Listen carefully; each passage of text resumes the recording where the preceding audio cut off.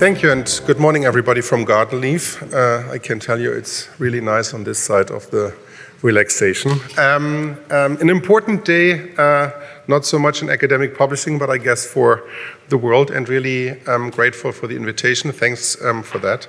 I would like to take the opportunity with so many technology-friendly people in the room to have a conversation from a non-technologist perspective on what's happening in research integrity and peer review, and mentioned it already, one of the big, as I would say, battlefields in academic publishing for different reasons. That has to do with technology, but not only. And I want to elaborate and hopefully discuss afterwards a little bit with you.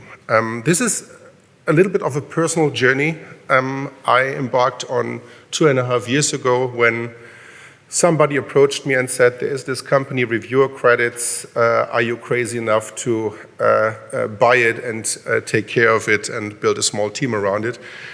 Which I did, and I have to admit that I don't regret one single day. So it's fun, and I'll tell you why, but also there is a lot of learning on the way, probably because research integrity and peer review is changing a lot, number one, but also I needed to get into the field myself, coming rather from a general management and an open access history background, whatever. So research integrity is a battlefield. I think every publisher is affected in one way or the other, some by class action lawsuits, others by retractions on a daily basis, others by constant communications with reviewers of different kinds, and everybody by the feeling that this is all too slow. We don't find the right reviewers, we don't find them in time, and we don't make them act productively enough for our journals, books, conferences, whatever you have. So, a little bit from an outsider's perspective, what is the general problem here? I guess technology has helped in peer review to democratize, if you want. There are now multiple entry points to act in a fraudulent way as a reviewer, as a board member, as an author, as a publisher, and all of that together or not. So obviously we have much more options, or at least we believe there are much more options about fraudulent behavior in peer review. Obviously, technology improves the ease of use for everybody, right? So I guess that's why we like it so much on the positive side of things.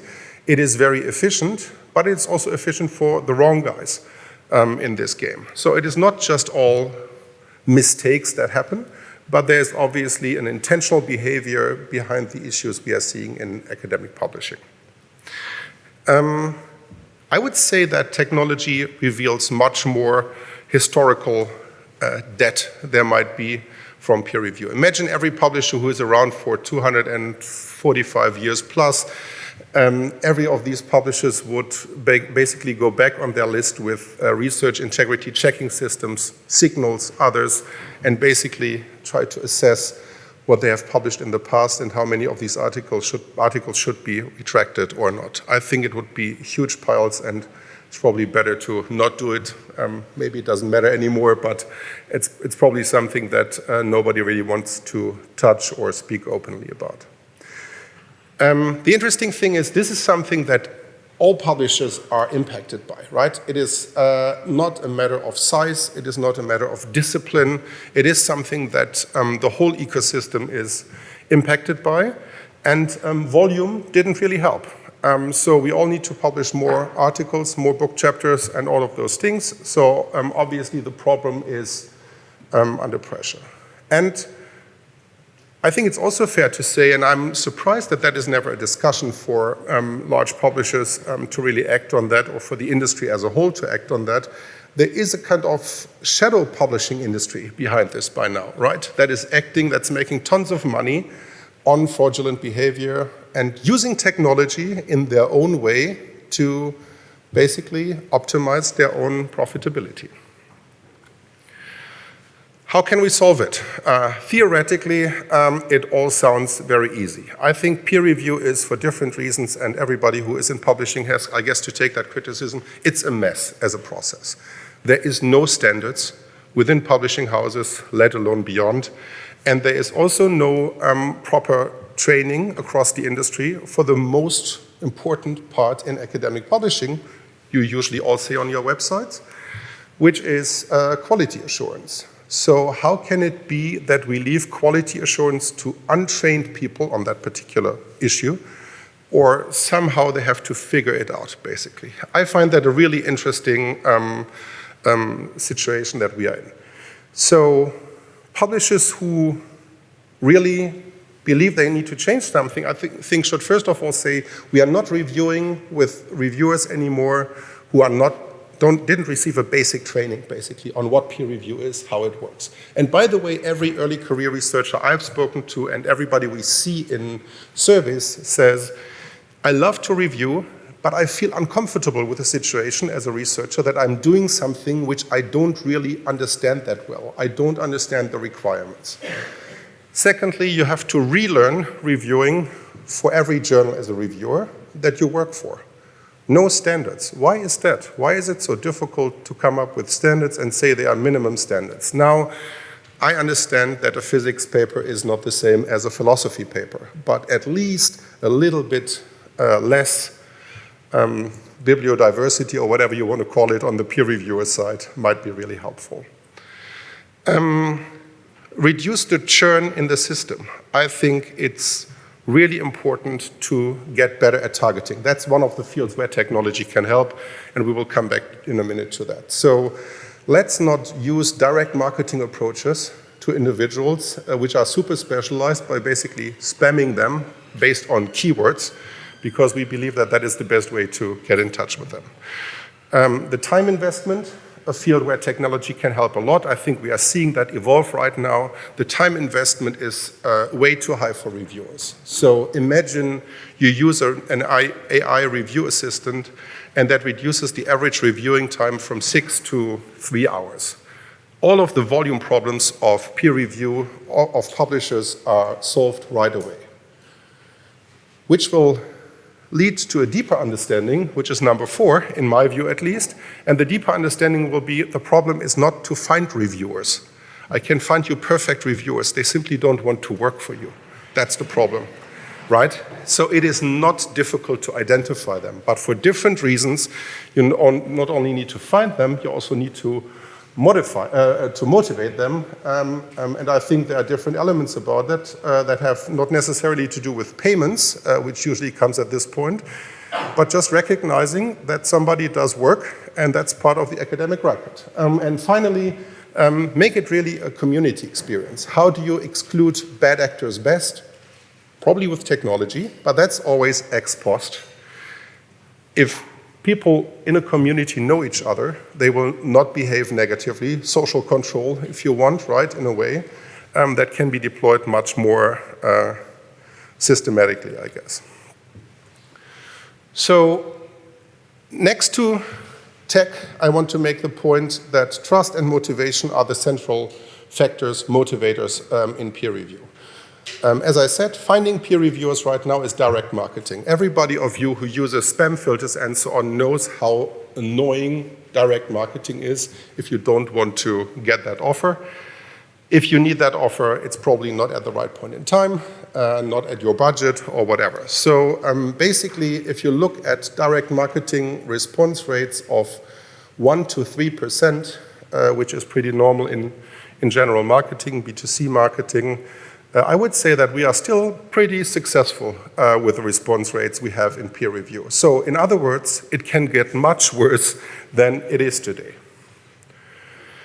It is being conducted in a way which is, I would call it pre-technological, right? You can find in all these lovely submission systems and elsewhere, you can find a suggested reviewer right now, mostly based on the fact that they have published a lot. Now, if you're a reviewer and you publish a researcher and you publish a lot, do you think you have time to review a lot? Most likely not. So obviously, there is a lot of sense that we need to build in the system, which is not available right now. I still remember from my early work days in Basel in Switzerland, an old researcher at the age of 85 sitting there with a printed version of ISI's booklets trying to find reviewers. It is not so different from what you see today in a lot of reviewer finders.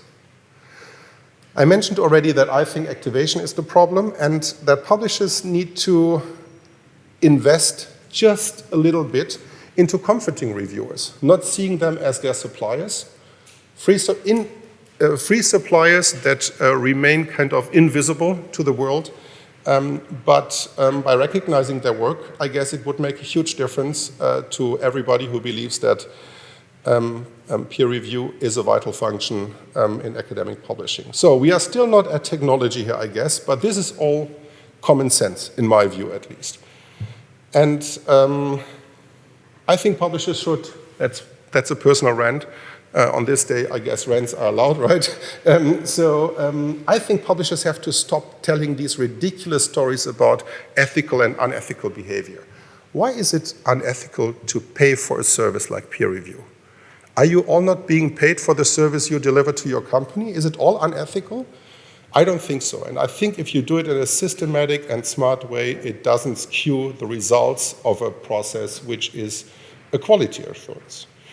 So as you see this picture, which I found at Humboldt University, by the way, in Berlin, if you see this picture, there are people protesting for peer review quality, which I found really interesting. And I guess that's the point. I don't know how and to whom and with what potential effects, but I found it really interesting. So I guess let's look at what the combination of technology, trust, and motivation can bring.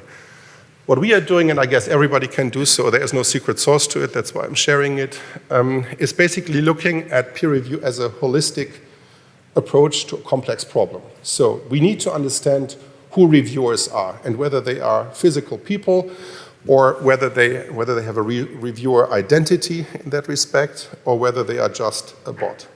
We need to find reviewers. I think that will be a commodity very soon. If it is not one yet, it's really easy, again, to find reviewers. It's not so easy to make them work.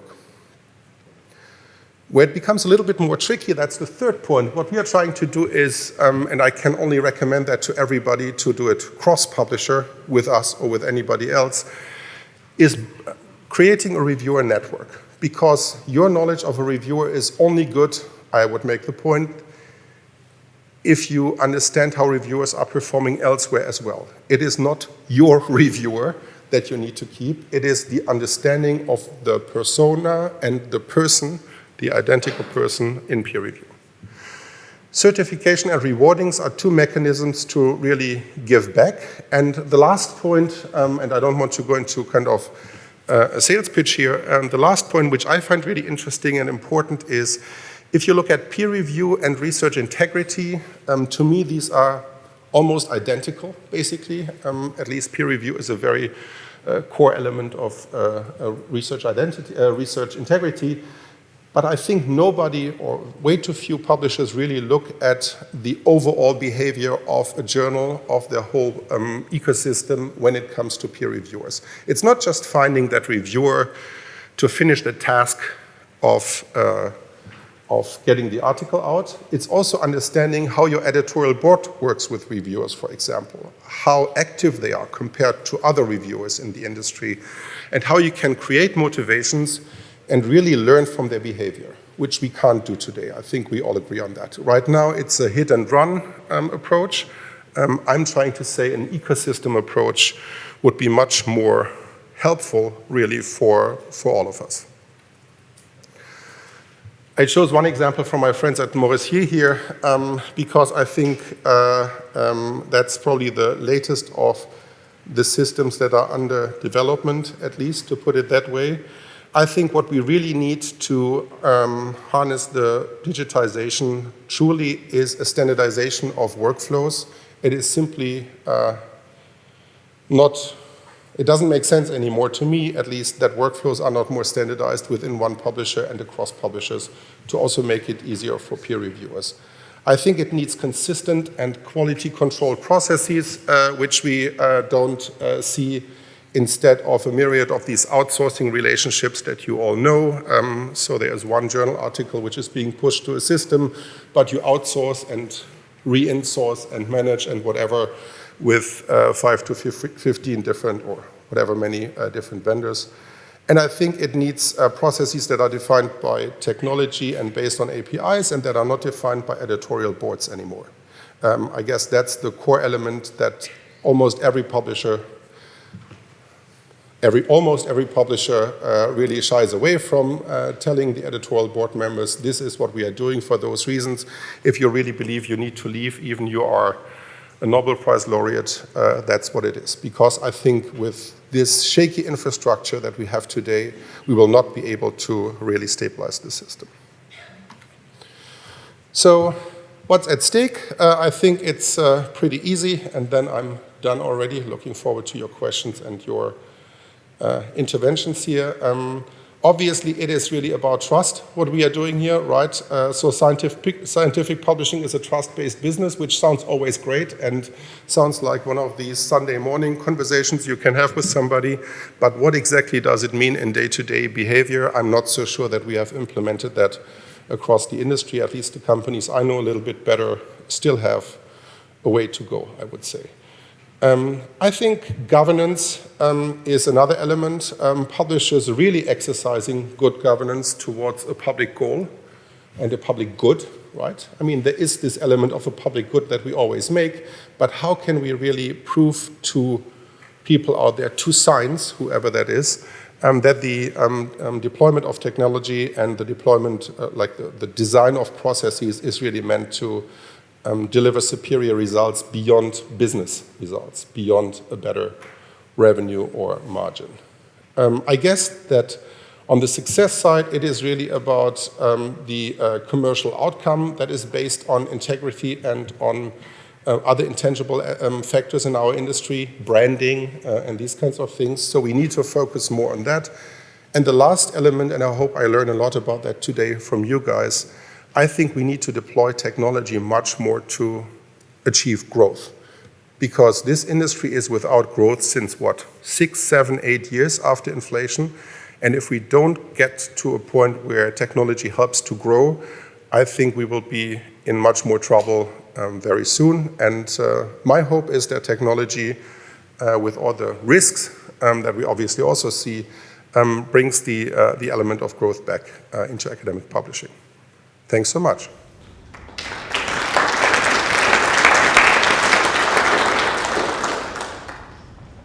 Thank you very much. Can I take up on that last point of growth? Because I feel there's an elephant in the room here, and that's that, in my view, one of the problems with peer review, and you mentioned it, I think, early on, is that peer reviewers are a free pool of labour. So what we're dealing with, in my view, is the tragedy of the commons. And if you've got a huge pool of things that are free, then nobody takes it on themselves to invest in them and look after them. And that's, I think, where we are. We dip into this pool and hope that it won't run out or we get there before someone else. And my fear is that we're not going to solve that by deploying technology. If we want to grow, we're going to need to invest in this as an industry. And that means proper real money, and maybe for the first time publishers recognizing they can't keep assuming you can keep this stuff free of charge. If you want to structure it, industrialize it, that will require, I think, a significant investment at scale, not just in technology, but in processes, in training, and all of that good thing. And when you were talking, I was thinking maybe one place to look for a solution is into the engineering industries. If you are an engineering graduate, I'm an engineer, and I spent a year before my university course in training. I spent a year afterwards in training. There were no strings attached to work for that company, but I, alongside hundreds of thousands of engineers around the world, were put through a very rigorous training program. We were taught skills, we were taught standards, and that was a significant investment by the engineering companies, which they made because they wanted that talent to come through. And I wonder, it'd be interesting in your thoughts on that, and whether or not we can look to, is investment something that's needed in terms of money, and could we look to other industries or other sectors for ideas as to how we might actually implement that? Thanks, Dan. I think that's great. Let me first speak on the point of training. I think Anne has covered that a lot with a broader concept of learning and culture in organizations, right? I was amazed over the last few years to see that you go through so many compliance trainings and whatever in publicly listed and other publishing companies, but nobody says, let's invest for everybody in this company, HR, finance, publishing people, legal, let's invest 3 hours for everybody to understand the basics of AI. First of all, to reduce fears, but also to get people thinking about what's happening in their environment. And I would not make AI, frankly, or technology front and center for everything in a company. But I think at this point, we need a kind of impulse in companies to really make sure that people know what they are talking about and to get it off these lofty CEO discussions where AI sounds, they have all an AI strategy. What is an AI strategy? Strategy is meant to increase revenues and bottom line, right? It's that easy. And AI might be a super important tool, a very transformative tool, all of that. But an AI strategy in itself, I guess, doesn't lead anywhere. At least I wouldn't know where to look for it, and where to position it in a company. I guess that's why it's stuck with CEOs and CTOs right now, because where to put it in an organization seems very unclear. So which sales force in academic publishing works to understand AI to use for their processes? Few people do, I would say. I think it's really important. On your investment point, another amazing insight, I would say. I'm surprised that we all expect we need more in this kind of race against bad actors or whomever out there. We need more quality, we need a better understanding, more solid systems without more investments. I hope that publishers gear up right now in their financial planning for 2025 to think whether that is a realistic scenario or not. I think it is, there's a kind of tragic link to business process outsourcing in the past, where somebody thought, well, let's just outsource this to somebody else and they will take care of all the peer review and research integrity issues. I think that's not good enough anymore. If that is the core of your business as a publisher, you will need to invest and it will cost more money than it did in the past, whether you like it or not. And I don't have a solution where the money comes from. I just can say, all the companies working in that space will not do it for free because they are not reviewers and they don't get the social capital in return, but they need to feed families. Ian Dranaskowicz from PLOS. Thanks for the presentation. I'm observing that the context for reviewer credits was around research integrity. One thing that is occurring or concerning me is whether reviewer credits is treating a symptom rather than the cause, insofar as we have this broken incentive system that's valuing a quantity of publications rather than their qualities. And I just wondered if you had thoughts on that. Well, it's not a broken incentive system, it's a non-existent incentive system. I think that's the problem. Publishers at large don't have systems in place where the reviewer is a persona beyond respond quickly to my emails that I send to you, and even more importantly, do the review immediately. Thank you, otherwise you'll get a reminder. So I wouldn't call that an incentive system. I would rather call it a punishment system or something like that. Sorry. In terms of incentive, I mean the incentive for academics and researchers, insofar as the number of papers that they publish is still viewed as one of the prime measures of their success. So we're still getting more garbage in, even if we can deal with it better. Right, but you will not solve the system, that problem, that issue, which I understand the pressure. I guess you will not solve that issue by looking at the reviewer persona, but then you need to look at the author persona of the article and find filters and mechanisms to reduce that. And I guess the challenge is not solved easily. I completely agree with you. I think it is curing, in that respect, to a certain degree, a symptom, if you look at it from the volume perspective. I'm trying to make the point that independent of volume, if we had 50% articles left, there is still no incentive for a new generation of researchers to do peer review, because they are in a global scientific context simply not interested in altruistic arguments anymore. They do it 2 or 3 times, and then it's over. There's an interesting work being done by Charité in Berlin, Charité's center around peer review. And I think it's shocking to see how fast you can frustrate early career researchers from their first review to basically not being willing to do reviews anymore because they feel that they are not guided well through the process and there is no real support for them. So I guess it depends a little bit how you look at it, but indeed, I'm not implying that this solves all problems of academic publishing. That shouldn't be the message. Thank you.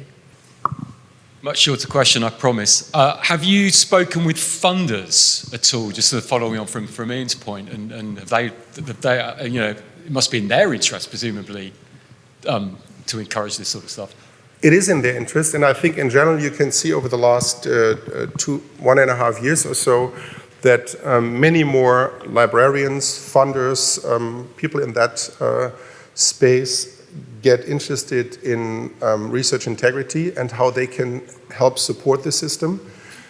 So I think there is a very strong interest in funders. We are actually building an institutional dashboard basically to feedback these information on within the Max Planck Society, who has reviewed how often on which topics, because obviously it's an interesting extra data point basically about the activity and the performance basically of those research organizations. They, by the way, don't have any idea how many reviews are being done by scholars within those systems. It's pretty interesting. And that shows how unimportant it is right now, really, beyond just checking the box and saying, oh yeah, he or she submitted 50 pages of where she or he reviewed. It's not really important in research evaluation today, I would say. But that's another whole other avenue. That's it? Wonderful. Thanks so much.